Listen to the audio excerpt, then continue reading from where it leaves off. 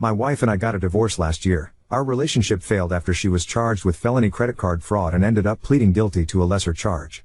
She had been a mom to our two sons, 5 and 3, and had taken credit cards out in my mom's name to pay for God knows what. She shattered my trust. I work full-time and make a decent living, but nothing extravagant. I had no clue what my wife was doing until cops showed up at my door with a warrant and took my wife away in cuffs and took 2 laptops as evidence. When I got the full story, I filed for divorce immediately. Aside from being a criminal, she was a good mom. She tried to justify what she did by saying she was just doing what was best for our kids, which I felt was total BS given that she never mentioned wanting for anything, and any time she asked to spend on something I almost always said yes. I hired a good lawyer and asked for full custody of my kids. My ex begged me not to do that, saying she needed her kids. But she was still looking at up to a year in jail, and nothing her lawyer said could sway the judge to grant her anything more than supervised visitation. She ended up doing 90 days in jail, paying some fines and restitution, but I've allowed her to see our sons almost every time she's asked. The last year has been total hell, but we've made it work. A few months ago I was offered a much more lucrative position a few states away. I talked with my lawyer about what it would mean if I moved and what the process was. He said that since I have full custody, I have to file a petition with the court to move. So I told my wife what I wanted to do and she exploded. She claimed I was stealing her kids from her, that she's made a lot of strides to get herself to a better place, and that she would fight me tooth and nail for her kids. Well, I filed the petition, got the go-ahead from the courts, and accepted the job. When the judge gave his ruling, my wife burst into tears and began sobbing. It was heartbreaking. I know in my head that I'm doing the right thing for my sons. They are young enough that a move like this won't be too traumatic, but I also feel like their lives have already been completely overturned and I'm just adding more to that. As for my wife, she's a wreck. She's been begging me to reconsider the move, trying everything from guilt trips, manipulation, bargaining. It's like she's going through the stages of grief. But from my point of view, she did this to herself. She lied and broke the law. I have very little sympathy for her. I know at some point she will probably try to file for partial custody and I'm prepared for that. For now, I'm just trying to do what's best for me and my sons. Does that make me an asshole? Edit. Thank you to everyone who commented, even the ones who called me a heartless off for taking my sons away from their mother. This post has given me a lot of perspective and I appreciate that. A couple things I want to clear up that I keep getting asked about that I wasn't able to include in my original post. The area my sons and I live in is a smaller community. Not everyone knows everyone small, but close. The crime my ex committed was news here. It was in the paper. People know about it. I get weird looks when I'm out in public. People have stopped inviting my sons to birthday parties.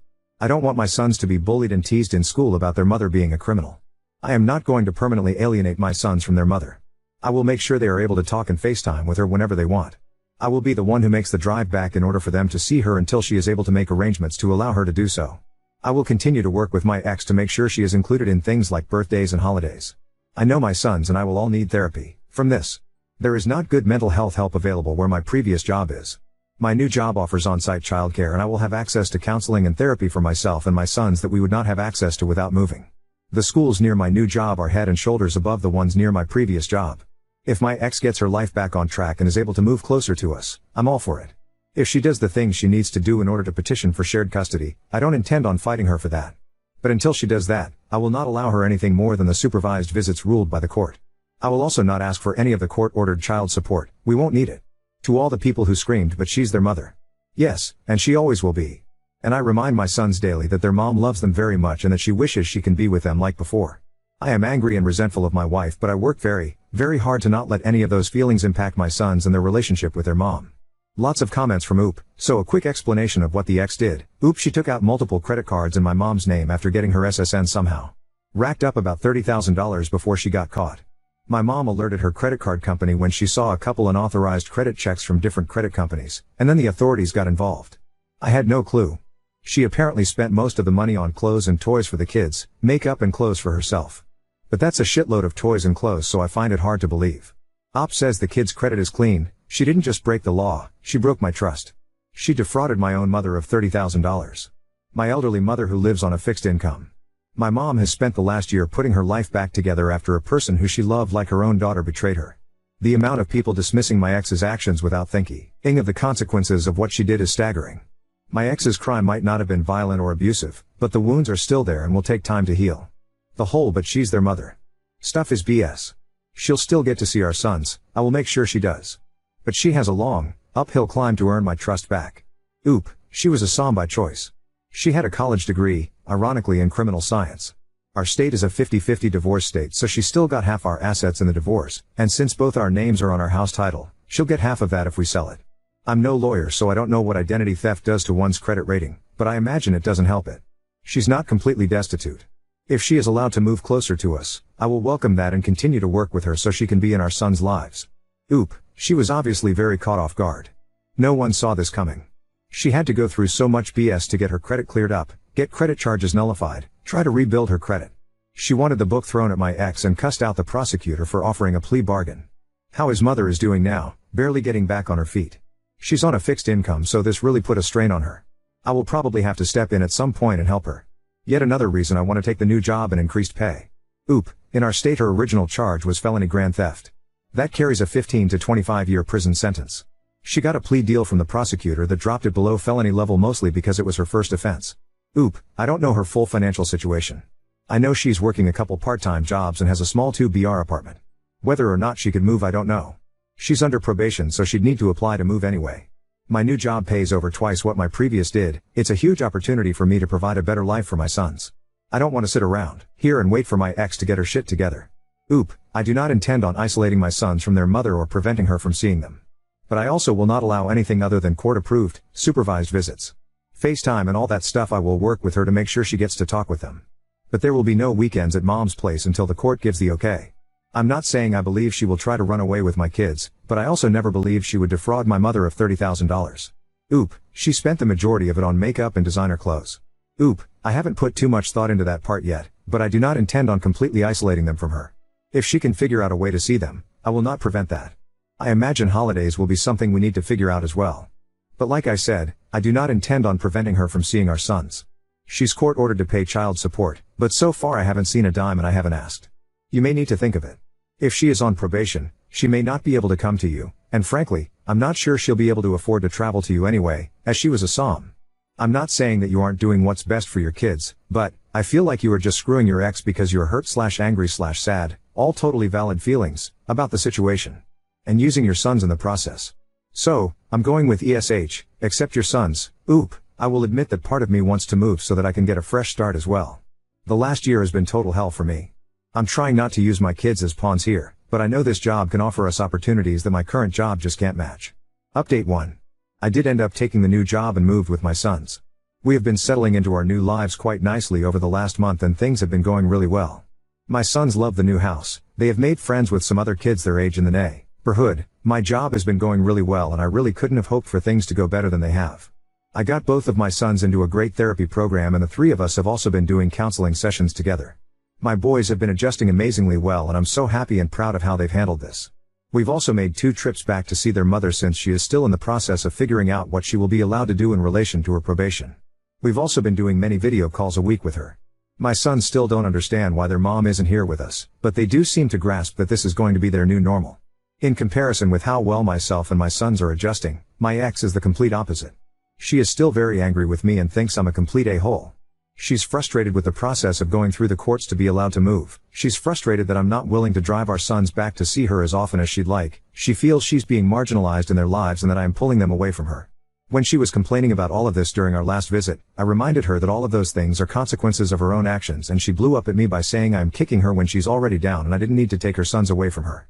I told her how well our sons are doing and how happy they are and she should be proud of how strong and resilient they've been. She then started begging me to please move back so that she can be closer because she's not sure the courts will allow her to move and the process is taking too long. I told her that wasn't going to happen, but if there is anything I can do with the court process, that I would be willing to help if I can. I reminded her that I haven't said anything about her not paying the court-ordered child support, but that our boys seem to be in a much better place already and I'm not going to take that away from them. Every time we have a video call with her, as soon as she says goodbye to our son she starts asking me to consider moving back home. I tell her every time that it is not happening. I'm not a robot and I do feel bad to see her so desperate and distraught, but when I look at my sons playing and laughing with their new friends, I know I've done the right thing no matter the cost to my ex. I reminded her that I haven't said anything about her not paying the court-ordered child support. Oop, it's a token amount based on her income. With my higher salary I don't need her help to provide for our kids, but she hasn't made an effort to pay anything yet either. Oop, she already blames me for a lot of things, we'll just add that one to the list. Oop, the effects on my kids have been positive. They are laughing playing with friends again instead of being ostracized by people who punish them because of what their mother did. They are in therapy that we wouldn't have had access to previously. They are in childcare programs that are head and shoulders above what we had access to previously. My priority is my kids, not my ex-wife's feelings. Update 2. I have full custody of my 2 sons that I have with my ex-wife. See my past posts for some backstory on our relationship and why I have full custody.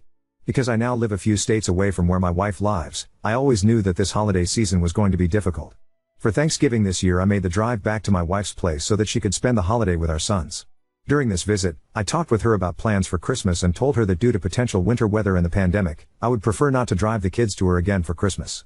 She did not like this and blew up on me about how I was isolating her from the kids. This was after I just drove hundreds of miles so that we could spend Thanksgiving together. I told her this was not up for debate and that we see and plan for something in the spring once the weather warms up and the pandemic hopefully calms down a bit. I did however make sure to do a FaceTime call with her and the kids on Christmas Eve and told her that I would do the same thing on Christmas morning so that she could still see the kids open gifts that she sent to them. But when I went to call her on Christmas morning, she didn't answer. I tried back a couple of times but she didn't answer and the last time it went straight to voicemail. Then, around dinner time, the doorbell rang. It was my ex. Of course, the boys were excited to see her, but I had a serious WTF moment. For a second, I actually thought about not even letting her in the house, but my sons were so excited to show her all their new toys that I couldn't do it. After things calmed down a bit, I asked her what the hell she was doing. She said she couldn't handle a Christmas away from her kids so she made the drive to see them. I told her it was messed up she did this without telling me but she said if she told me then I would have told her not to come. I then asked her if she got the okay from her probation officer and she said of course she did.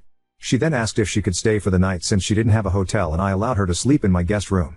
Before I went to sleep that night, I sent an email to her probation officer asking if she had really asked for permission to travel.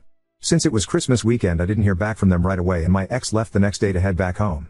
That Monday, I got an email from the probation officer thanking me for reaching out to them and asking for a little more information which I provided.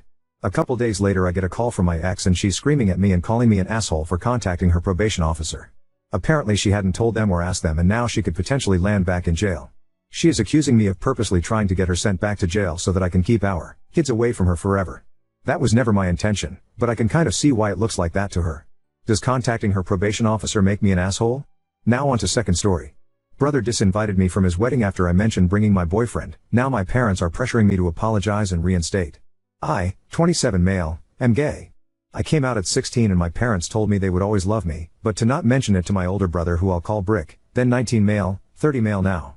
When I was confused and asked why, they said that Brick had expressed some awful opinions about gay people. I limited talking to Brick until I moved out at 18, which wasn't much of a problem because we were never close. I went to uni, got good job, and an awesome boyfriend, 28M, in my home city. Me and my boyfriend Angel live a peaceful life. Peaceful until a few days ago when I got a call from my brother. I was concerned that Brick was calling me, as we have never messaged before, just at each other's numbers for emergency purposes. I picked up because maybe there was some emergency happening. He opened the call with an annoyed "Hey man," and I knew something was up. He said he was getting married to his fiancée Yen, 24F, next year. I didn't even know he had a girlfriend. I was like that's great Brick. And asked some boring wedding things that he begrudgingly answered. He then told me invites were being sent out in a couple weeks, and that I could bring A+1. Here's where I made the mistake that started this mess. Without thinking like an idiot, I said, cool, I'll bring my boyfriend. Major mess up. Brick immediately started yelling insults down the line, screaming that he wouldn't have an F slur at his wedding. I didn't say anything and just hung up. I was rattled by hearing those words from my own brother's mouth, even though I knew his feelings about people like me. I told Angel, and he comforted me, ordering in my favorite restaurant and watching movies with me, which was awesome. We went to bed later and I felt alright the next day. I sent my parents a message that Brick invited me and uninvited me from his wedding pretty much in the same breath, and went on my way to work, not a clue of the crapstorm waiting for me when I got off. When I turned my phone on again after my shift, it was blowing up. Messages and calls from my parents and relatives galore asking me what the F happened. I phoned my parents back when I got home and gave them the rundown of what happened, and said I honestly didn't care because it's not like Brick would be coming to my wedding anyways. My parents immediately chastised me for my obvious disinterest and disregard of my brother's life and told me I should be apologizing to him for bringing my personal life into his wedding. What?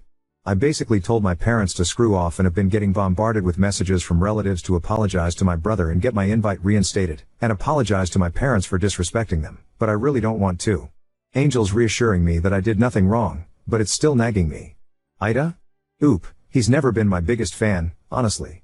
We were very different as kids, like polar opposites, and he didn't like that, very on brand for him. He definitely didn't know I was gay before the call. My parents have kept it very under wraps for years. In terms if he was being forced to invite me by my parents, I really have zero clue. Update 1. Y'all have really opened my eyes on a lot of issues in my family. I apologize for only replying to a few comments, there's just so many of you. Big shout out to all the people who gave compliments to Angel. I showed him this post last night and he thanks you all. I've been showing him lots of love because he really is an angel. And to the people calling this fake, AI, cliche and whatnot, I hate to break it to you all, but this is just my life. It sounds cliche because this is the sort of all too real thing that happens to many people in the community. Just move along if you want to say that stuff, because you're honestly just wasting your time. One of two things I would also like to address is people questioning me about thinking I could possibly be the I in this situation, and all I can say is that when you have a mass of people telling you you're wrong for what you did, it's hard to not maybe believe them just a little bit, no matter how absurd it is. Second thing, for people wondering how no one in the family knew I was gay, I really was never / am not close with my extended family, as they all live in different provinces, and my immediate family never traveled. We really just send each other holiday and birthday messages, and have brief conversations whenever those are sent, and I just never had the urge to come out to them. Anyways, onto the update. I decided I didn't want to let this sit for any longer. I took a day off work, and I added my parents, Brick, and all the family that messaged / called me into one big group chat, for one advice I saw here. I laid out everything that went down to them, in case they were told a different story by my parents and brother. I told them that I was going NC with my parents and Brick no matter what, and if they didn't apologize and realize what they did wrong, or I cut them off too. I turned my phone off and continued on without it for the rest of the day. Once I turned my phone on again, I had lots of messages from them. My parents were outraged, and Brick said nothing. Some of my extended family apologized and told me that my parents just told them I was mean to Brick about some of his wedding plan choices which got me uninvited. Still trying to wrap my head around how stupid that is. Seriously think my parents might be Neanderthals. Anyways, the real story made others even more angry and more insistent that I apologize, and they were promptly blocked. I didn't answer any of my parents' texts / calls and be locked. I feel like I have a weight off my shoulders. I'm not concerned about my parents showing up at our apartment, as they moved away from my city last year. Me and Angel are planning a lovely trip, per advice of a lot of people that we thought was great, to France to visit his family during when the wedding will be taking place, which I'm very excited for. I've heard nothing but good things about them.